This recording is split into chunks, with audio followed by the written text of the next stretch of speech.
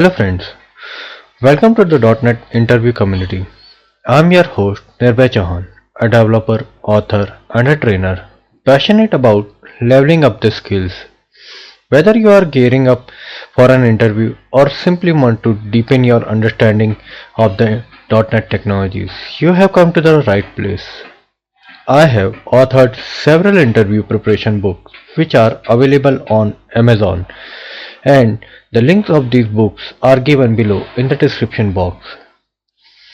So let's dive into today's question and see how we can tackle it together.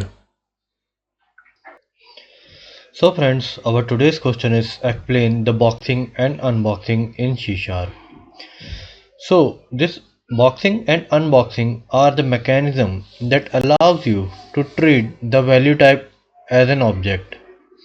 And this is important because in C Sharp it has a unified type system where all the data types ultimately derive from the object class. So let's dig deeper into the boxing and unboxing. The boxing says by definition that it is a process of converting a value type instance into a corresponding object type instance. And vice versa, the unboxing is the reverse process of boxing and it extracts the value type from the object or the instance type that is assumed as a box. So this is the boxing and unboxing definition. Now why are boxing and unboxing required?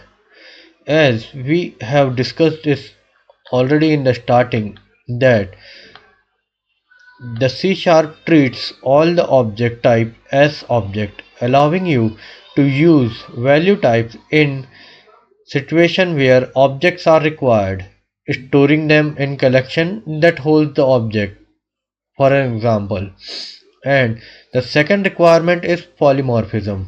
Boxing allows you to call method defined on object class like toString on value type.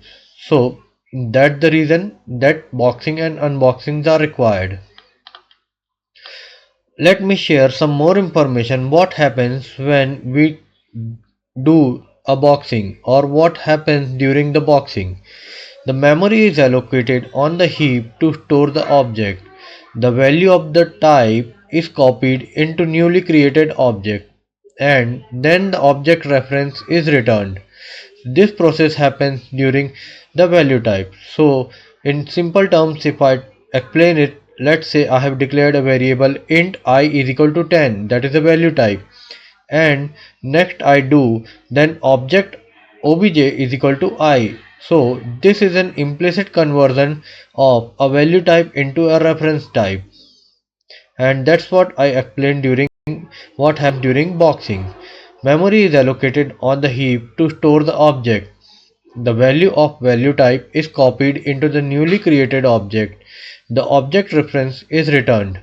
So this is the process that happens behind the scenes for the boxing process. And what happens when we do unboxing or during the unboxing, what happens? The object is checked to ensure it holds a value of a correct type. The value is copied from the object back into the value type variable. For example, we have object obj is equal to 10. That is, it's storing a value of integer type, but it's into the object. And next is int I is equal to int for the type and then obj.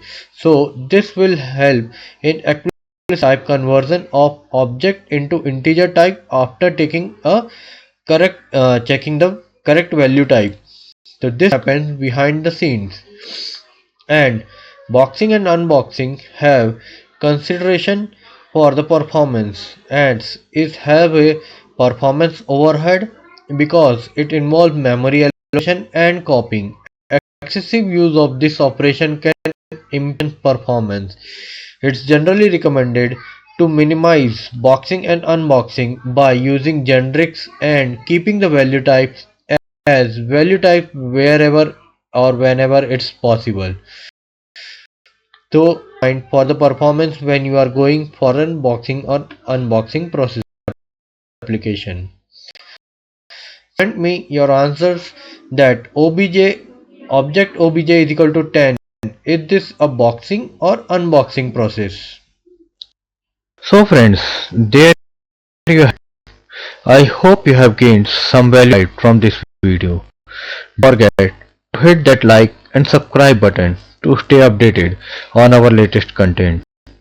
And if you have any questions or want to discuss further, feel free to leave a comment below. Plus, let's connect. Follow me on Medium and link for exclusive content. The link is given below in the description box.